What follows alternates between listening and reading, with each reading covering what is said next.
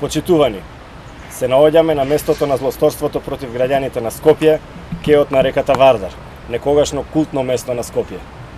Злосторничкото здружение, предводено од Никола Груевски и Коце Трајановски, потроши десетици милиони евра за панорамско тркало, бетонирани пиратски галии, жални врби, водоскоци и што уште не. Иако градењето во коритото на реката Вардар е најстрого забрането поради ризикот од поплава.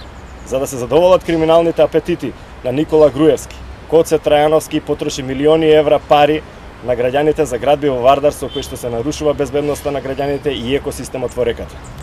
Коце Трајановски и Никола Груевски знае уште во 2008 година дека пропусноста на коритото на реката Вардар во Скопје е намалено за 10 до 16%, но сепак решија да ги градат своите забегани проекти, игнорирајќи ги укажувањата на граѓаните и експертите дека со градбите во коритото на Вардар дополнително се намалува пропусната моќ.